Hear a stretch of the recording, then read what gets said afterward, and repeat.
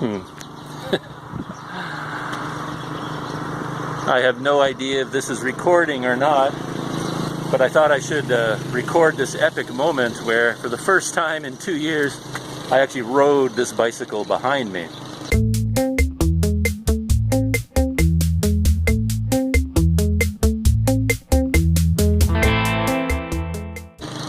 Thinking about buying it just to use here in Mesot at least. I'm shooting on my Motorola smartphone because my GoPro died. I'm having some trouble with it, and I'll rant about that in a minute later on. But anyway, I'm trying out this bicycle from a used bike shop. So here are some of the used bikes for sale at this shop. I'm surprised at how many there are, actually. He has these ones as kind of a samples of all the bikes, different types of bikes that he has. And then here in the back, as you can see, is a lot more. So again, another pretty pleasant surprise here in Mesa. As I said, I walked by this bike shop a couple of times already and glanced in at the front, and they had some brand new bikes from Specialized, and then I just kept walking because I wasn't in the market for a new bike. I had no idea he had such a range of used bikes. And here's a closer view of his bike collection from the back. Pretty amazing. And I guess he can use all of these bikes for parts to maintain the bikes that he has up at the front. Look at that. And this is just the first part. There's even a section here at the back. The back of the back of the back. And it just goes on and on and on.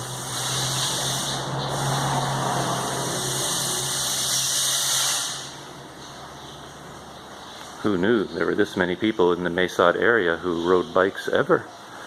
It's not often that I see a bike on the road. And here, seats and handlebars and pedals.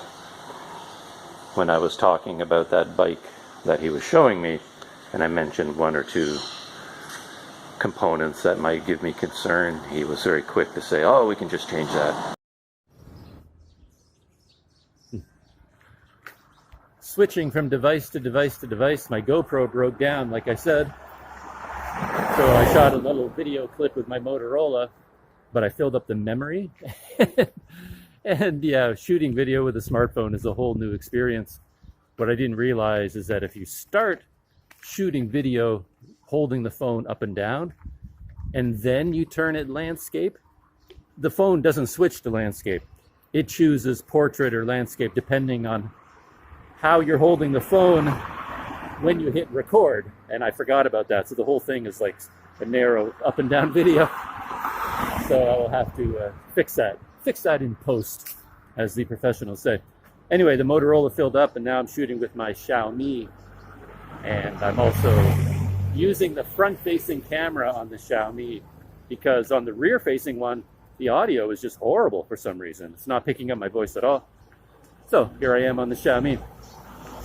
I'm just walking away from that bike shop, and I don't want anyone out there to get excited thinking that within the next day I'm going to be on a bike and riding through the mountains of Thailand. I doubt very much that that is going to happen. As I said, an actual touring bike, that would be a pleasure to ride. You might as well, yeah, it's too expensive. There's no point. Especially considering I already have a touring bike. And even if I did spend $1,500 on a new touring bike here in Mesot, chances are I'm not going to get one I'm happy with, because the frame is going to be too small. There just isn't the selection available here that makes sense. And that bike that I was testing, of course, the owner, he wants to sell me that bike.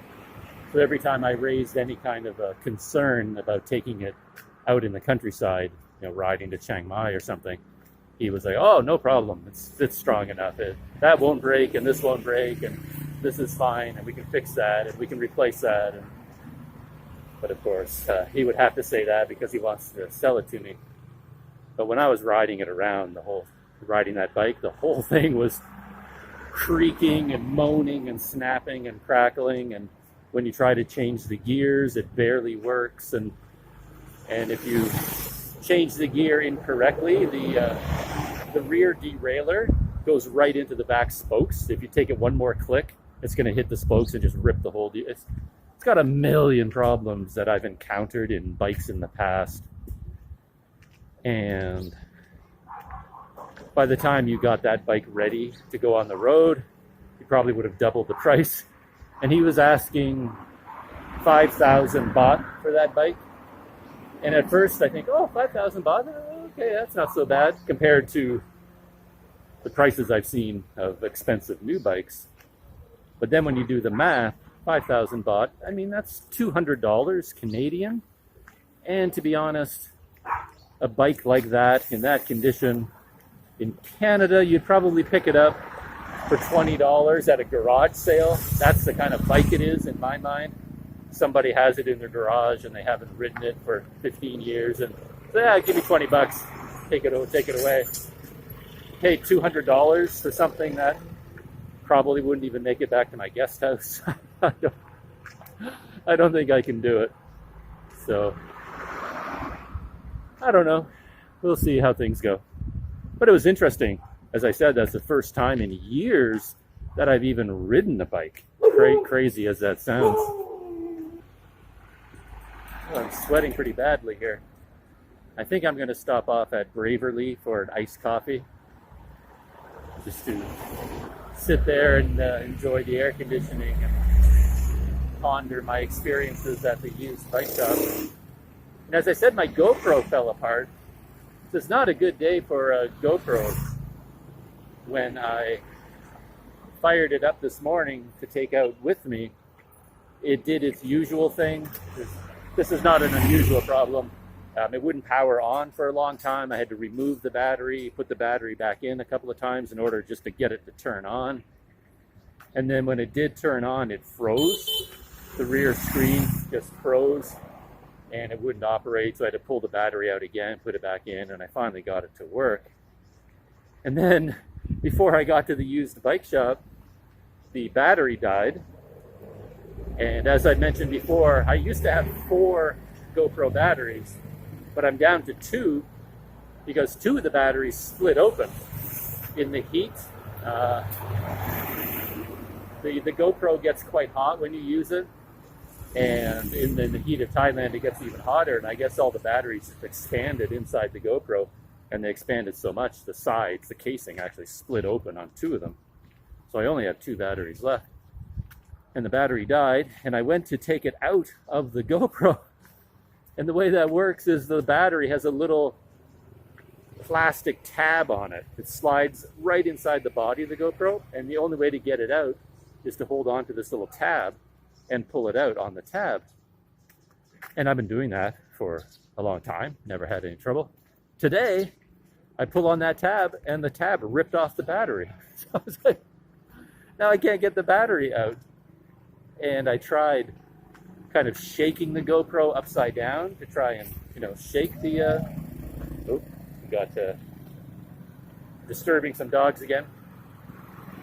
I tried shaking the GoPro, I tried digging it out with my fingernail, but the thing is, even the good batteries, they heat up so much inside the GoPro that gets so hot that they expand. And when I'm out walking around, they're really hard to get out. They're stuck inside the GoPro. So when I pulled on that tab, I guess it was so stuck that it just tore right off. And now, out here on the side of the street, I can't get the battery out. I assume I'll be able to get it out when I go back to my guest house and I can get out my Swiss Army knife and start digging away at it and prying it out of the GoPro. But such nonsense. Yeah, I love my GoPro, but I guess you end up loving your GoPro like you love some kind of crazy friend of yours who just causes so much trouble in your life, and you love them anyway, but despite all the crazy things they do. Anyway, I'm here at Braverly. I'm going to pop in and get my iced coffee. And maybe I'll check with you when I'm inside or when I'm back out in the streets. I'm here inside one of my favorite places in Mesot, Braverly Cafe, enjoying my my pitcher of iced cappuccino. And I just thought I'd show you what I'm dealing with when I was talking about the GoPro and the batteries. I'm back on the GoPro again because I managed to get the battery out. Well, it cooled down quite a bit, so the battery inside the GoPro shrunk. And then I sat here and then I opened the compartment. I just turned the GoPro upside down and I just started shaking it like this, kind of, slowly but surely kind of edging the battery out little bit by little bit. And it moved out by like a millimeter, but that was just enough for me to take my key and get it into the battery compartment and catch an edge and then pry the battery out enough to get it out. So, yeah, if you buy a GoPro, these are the fun things you end up having to deal with. But anyway, this is what I was talking about. I don't know if the GoPro will even show this, but this is a GoPro battery. They're quite small and narrow.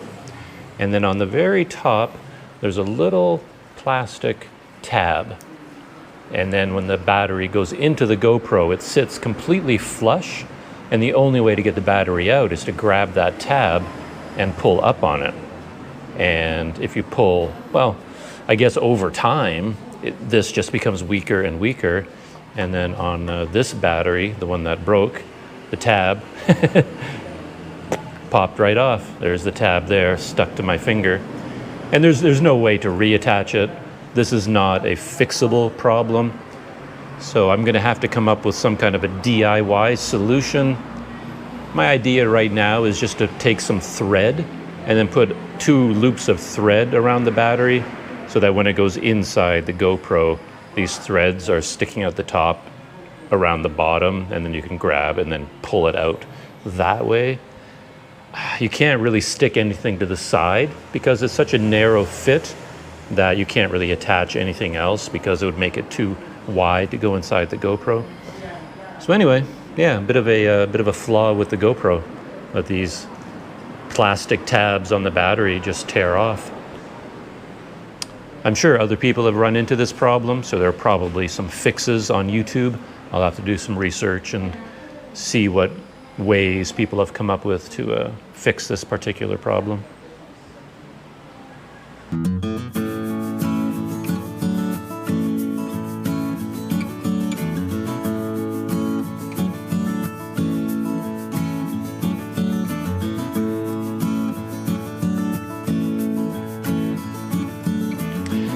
Well, I kind of came up with a solution for my GoPro battery problem.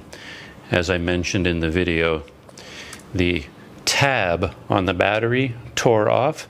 So now with the battery deep inside there, there's no way for me to grab it and pull it out. And you can, shake it.